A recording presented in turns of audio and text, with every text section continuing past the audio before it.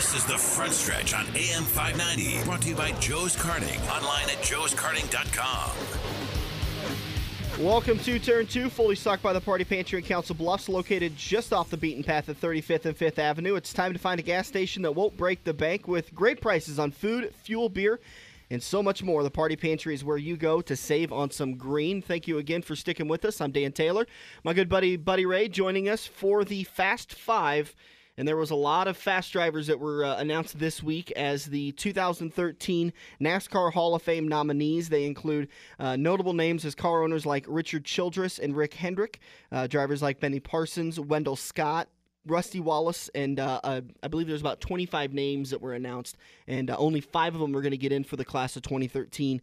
You can go online right now to NASCAR.com and do some voting. You can pick your fan vote for the fan vote inductee, and then the final voting will take place on May 16th. So we'll see who gets inducted into. The final voting takes place on May 23rd. So a lot of great drivers in there. I'm kind of pulling for Rick Hendrick and Richard Childress to get in there. Obviously, Rusty Wallace, it's his first time on the ballot, so hopefully he'll be able to get in there. All 5 of these guys, Wendell Scott I'm not real familiar with. I've heard of him. I think all these guys at one point in time or another will be in the Hall of Fame. But with Childress and Hendricks, I mean, they're going to be 2 for sure. And I think if Hendricks Racing can come out with their 200th win, that's going to really seal the deal. I think the biggest thing that Childress would have for him is the whole Earnhardt legacy behind him from years past. Yeah, I think that's going to be a big push. But I see if I had to pick between those 2 only, I'm going to be taking Hendricks.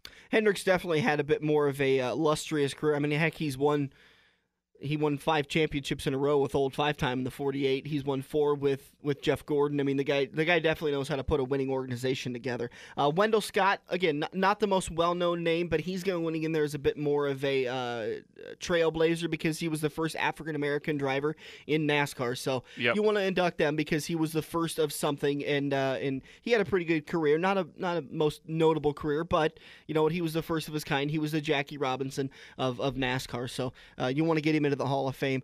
I kind of wonder if some of these lower name drivers, some of them that aren't your big banner drivers, may get in on this first couple of ballots because someone like Rusty Wallace and Rick Hendrick and Richard Childress are kind of going to be shoe-ins. So you wonder if maybe the ballot guys won't say, well, they're going to get in the next couple of years, so maybe we get these other guys in while that we have the opportunity. Just kind of a mid-card filler there. I mean, it's anybody that makes that list, don't get me wrong, anybody that makes that list is definitely a notable person, a driver or team owner or somebody like that. So it's not like they're going to go, well, we're going to put old Ricky Buddy in there with Jim Hendricks and Tony Stewart and whatnot. Jim Hendricks, huh?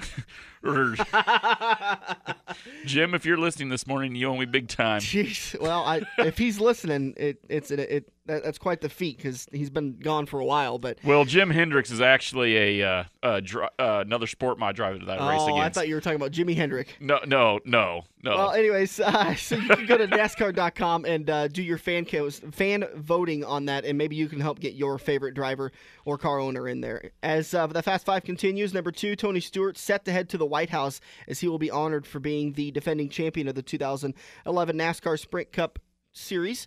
Him and all of the participating chase drivers, such as Carl Edwards, Jimmy Johnson, all those guys, they're going to be heading over there and going to be honored by President Barack Obama on Tuesday. You can check that out. I believe ESPN's going to cut in on SportsCenter and is going to play that quick little thing.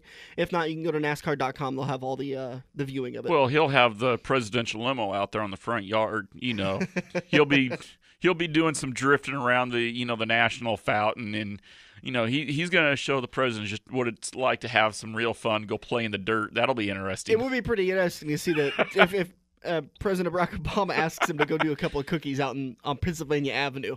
Oh, I'm sure Tony could do it too. You see that 18-foot long stretch limo out there? I think Tony's got a great sense of humor. He really does. He's known as a practical jokester in racing.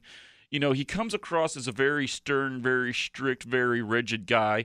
But when he's not under a lot of pressure, he is the first guy to throw down a good practical joke or to rib you a little bit.